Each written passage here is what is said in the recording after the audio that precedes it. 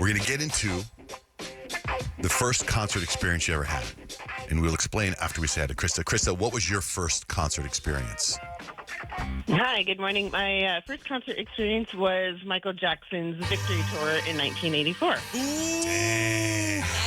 That's massive. And that was really shown in the Michael Jackson movie, too. I didn't realize he didn't go on tour after Thriller came out. It was because he was on the Victory Tour. But you got all the songs. Mm-hmm. So how was it, epic. Krista? How was it? Well, from what I remember, amazing. Mind you, I was probably like 8. Oh, that's and so fun. From what I'm reminded is that I fell asleep after all his stuff that I'm familiar with. And so I fell asleep during that concert. And, I mean, this is a huge venue. It's the Meadowlands and Stadium, and, it's the Jacksons. But, yeah, apparently I fell asleep through the latter half of when they start doing their Jackson 5 stuff. But from what I remember, it was really cool. I had the parachute pants and the Michael Jackson shirt. And, yeah, it's definitely memorable. What a great first concert experience. Well, thank you for calling in, Krista. Yeah. I mean, where do you go from there? Yeah, thanks. Do you know my sisters had tickets to that show? I believe it was that show. And that was going to be their first concert. And they got in trouble. I can't remember what they did because my older sisters and I was really young at the time. And they got in trouble to the point where our parents said they couldn't go to the concert. And so, so that was not their first Did they have concert. to give away their tickets or just didn't go? I have no idea what they ended up doing with the tickets, but Probably sold them. Got their money back. such a bummer We'll for them. teach Well, them a lesson. We're asking what was the first concert experience because you were able to take your kids to their first concert experience, right? Yes. So we went to the Alex Warren show Friday night. He's such an incredible performer. And it was funny because neither one of my kids have ever been to a concert. They don't really like loud noises. And on the way to the concert, Addie's like, I just don't think I'm going to like this. I just don't think I'm like a concert person. And I'm like, really? Cool. Glad I jumped through hoops to get On the tickets. way. And I was like, why? Like, what do you think's going to be your experience? She's like, I'm just going to be like annoyed because you're going to be singing too loud the whole time. I was like, fine, I won't. Also, it's hard not to sing along with one of your favorite artists at their concert. You'll see. So we get to the venue, and it was funny because, Easton's been there a couple of times for Suns games. And he's like, why is it called the Mortgage Matchup Center now? Isn't it Footprint Center? He was very confused about that. I said, yes, a lot of people are very confused. There's been a lot of names for it. A Don't lot of worry. grown-ups are confused. Yeah. So we walk in, and Addie and I have to go to the merch tent wearing my Alex Warren shirt today. Okay. And we get in, and it's like perfect timing because it's right before Alex Warren comes on, and they have like really cool setup on stage, and I can see the kids kind of like interested. And then he comes out, and it's like both of them are glued. Easton's my 9-year-old. He never wants to go anywhere, and he wants to go home anytime we get somewhere. He did not ask me one time, can we go home? You guys, I cannot tell you the last time I stayed till the very last song of a concert. It was right when the curtain closed before the encore, and I look over and I was like, do you guys want to go? And Easton goes, well, is it over? And I said, he goes, that was the last song. And I said, no, they usually do an encore song, and he hadn't played Ordinary yet. Ordinary was the last song. And I said, he's going to play Ordinary. Do you want to stay? And he says, and that's the last song? And I said, probably. He goes, yeah, let's stay. And I was like, oh, that means he really likes it. He would not really dance along at all during the show, but I'm like, that was so huge to me that he wanted to stay. And afterwards, I was like, hey, Addie, I was like, so do you feel like you're a concert person now? Or do you kind of feel like you're not into it? And she's like, no, that was really fun. Oh my gosh. I hope that they continue to go to concerts together forever. Like being able to enjoy one of your favorite artists or even just a random artist with your sibling or someone that you're super close with is such a different experience. I love that you did that. How hard was it to get out of there if fun. you wait till the last song? Oh my gosh, it was so easy. It was. It was so easy. We parked on the south end. We got like a parking lot relatively close, like not too far, and we walked out the south door. Boom. Wow. That's cool. Because you could have left before Ordinary and tell Easton that John J. and Rich play it every half hour. We could have, but I was kind of just taking their cues. Like I wasn't going to force them to be there. But neither one of them asked like, is it almost over or can we go? Not one time. And for me, like a tween and a 9-year-old who never wants to be anywhere, that was like such a core memory for them. Oh, yeah. They'll remember that forever and ever and ever. That's awesome. And I was dancing and singing really loud. As you should. So. Here's a text says, my first concert was MC Hammer at Veterans Coliseum. Can't touch this. Can't touch this. Interesting Somebody else texted said that their first concert was New Kids on the Block. Oh my God. What was your first concert, Peyton? Hannah Montana and Miley Cyrus. The Jonas Brothers opened. It was dope. Joe Bros. Yeah. Wow, man. What was yours, Kyle? No Doubt, Tragic Kingdom. Oh, Also huge. cool. I know. I really wanted to go see them at the Sphere. I don't know if they're still there, but my sister went and she said it was amazing. Oh, I bet you that would be crazy to see that at the Sphere. What was yours, Rich? Mine was Bryan Adams. He came out and did this song. Got my first real six string. That inspired me to start playing guitar. I was going to say, I feel like I get where you get your music info For from sure. now. Mine was so much. it was in 10th grade, going to Chandler High, and I went and saw Lionel Richie, and I cut out the ad of the newspaper and taped it to my locker. And I went and stood in line at Mervin's with my mom and bought a ticket for $15. Just went by myself. I wore my dad's shirt. I got all dressed up and wore one of my dad's work shirts, and I went and all by myself. This is the only song of Lionel Richie that I can't stand. Really? Yeah. That's the one Rich picked. Yeah. I like All Night Long or You Are or anything from the Commodores. But anyway, and that, that was it. Anyway. All right, we're going to play Minute to Win It. But first, skip. Oh, yeah, this is the other side of the line.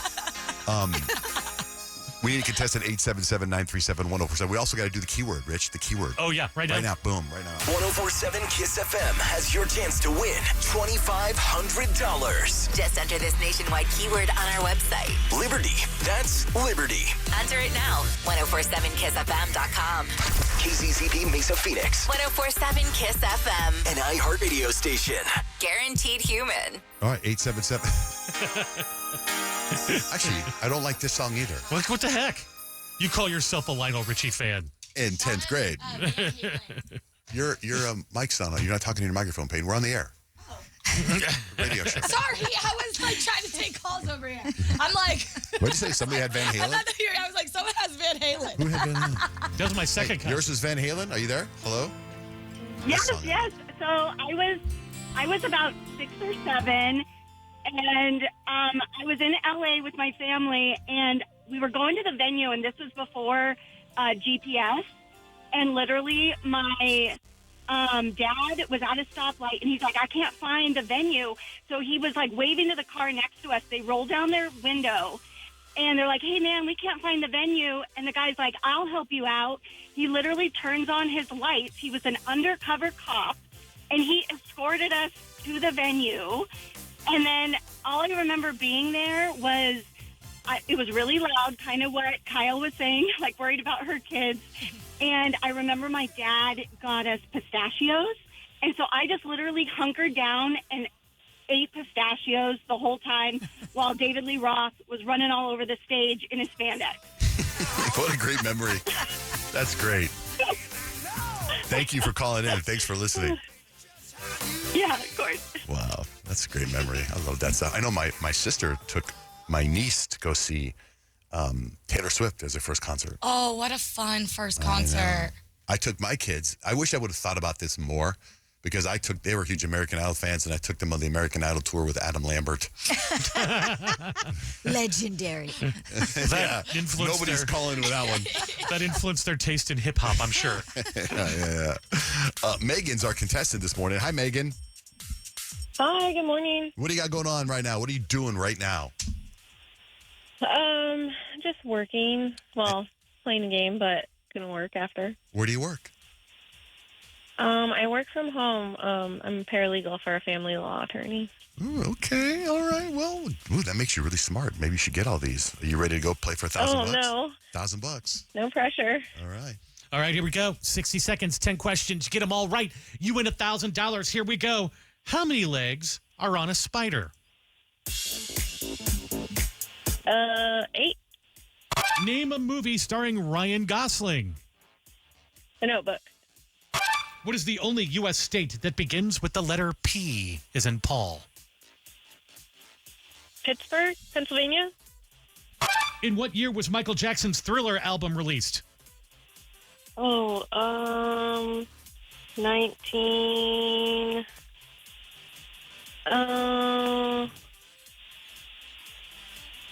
Oh, no. 1982? The Tour de France is the most famous event in what sport? Cycling. What famous country artist wrote I Will Always Love You, later performed by Whitney Houston? Oh, Dolly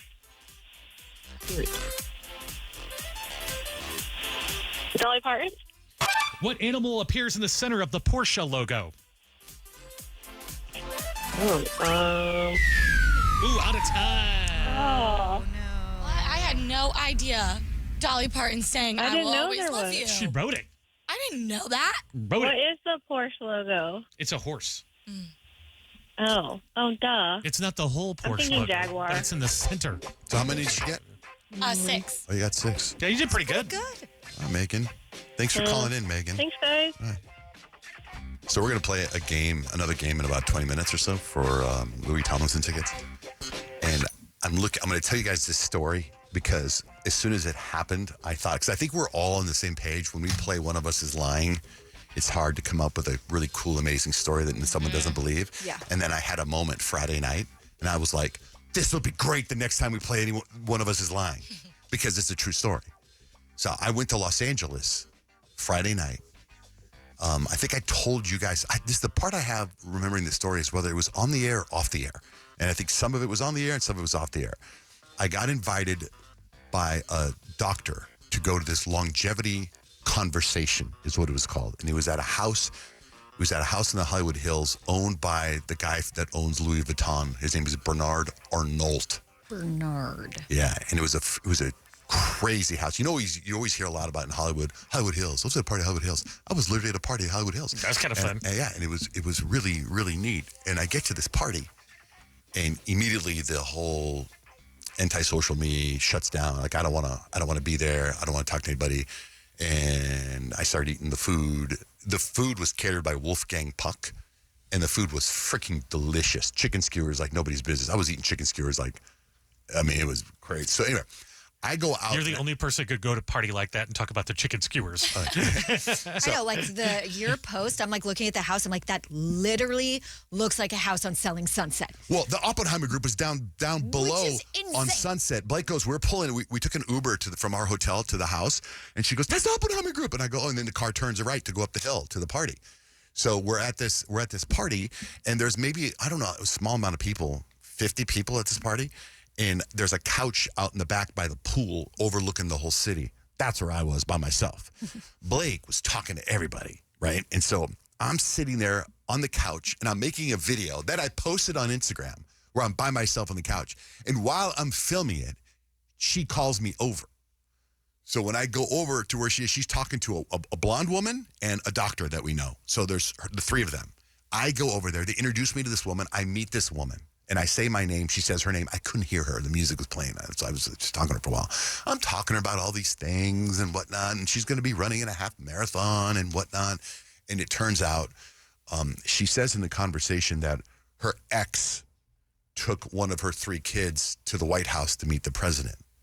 Anyway, long story short, I'm talking to Elon Musk's baby mama, Grimes. Grimes? Oh my gosh, no way. Yeah. I love Grimes. Yeah. Oh, you do? She's an artist. Yeah, me and Jalen listen to her all the time. I'm hanging out with her the whole time. I Shut talked to her for about 20 minutes. Oh my gosh, did you get a picture with Grimes? I did not, because I didn't know she was Grimes until after I left the group to go back and sit down on the couch. Elon's ex. How do you not know it's Grimes? I'm so upset with you. I need to educate you more on Grimes. So, but Blake sat Which is next to weird 'cause Grimes the whole time. John Jay, usually you know every celebrity, obscure and big. Like you have usually sonar. Oh, I have know. such celebs we're talking FOMO. about. Robin Williams' son was there. Zach Williams was there. And What's there he was do? Well, how do we He know was him? there for because it was about longevity and health and wellness, and he was there for the mental health part. He had that's cool. questions about mental health because of his dad, and they're all part of this big documentary that's coming out with Matthew McConaughey in it. And there was all these directors, and it was all these people. It was really interesting. And then this is the first time this has ever happened, you guys. I was enjoying the dessert area, and I look across the restaurant or across the house, and Blake's looking at me going, let's go. And I'm like, oh, okay. It's the first time she went to 6U. Ever. The first time ever she wanted to leave early. So then we found out afterwards, the next day, she was bummed that we left early because everyone was going all over the house. The house is humongous. And I didn't look. I just stayed outside. But anyway, So it was very. So my next time we play One of Us is Lying, I'm going to talk about being at a party with Elon Musk's baby mama. Yes, that's a good And one. then when Did not know it was her. So if you're listening right now, you will know that that is a true story. Kelvin, good morning. You're on the air. Hey guys, what's up? What's going on? man? What's up with you? No, I mean, I just got a funny story about how my wife and Rich became instant best friends over the weekend at Peyton Kadim's wedding reception. Kelvin, who lives by the pork shop, that Kelvin? That's right, Rich. Okay. Hey man, you remember me? All right, perfect. So yeah, so my wife and I we're talking in the backyard because they had those standing tabletops back there, and out of nowhere, Rich pops up and he's like, "Hey, I know you." And he's talking to my wife, and my wife is kind of taken back. And he's like, "You're Peyton's cousin." And we're like, "Oh, okay, yeah," because we are Peyton Kadim's cousin. And he's going on, and my wife, she's just going with it, like, "Oh, yeah, no, yeah, of course." And then finally, at the end of the story, he goes, "Yeah, we met at Waste Management." And my wife has actually never been to Waste Management. So that's when that's when my wife finally was like, "Okay, maybe that's not me."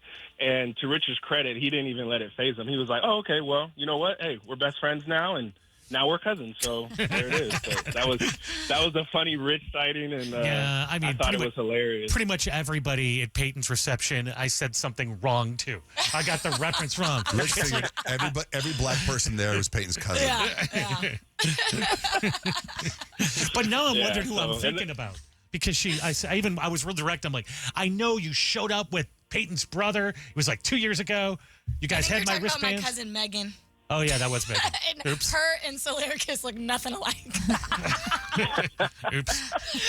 But Rich, you were working the room. Everybody had a chance to talk to you, and they just adored you guys. Everyone was just alarmed at the amount of turkey John Jay was guzzling down. Yeah.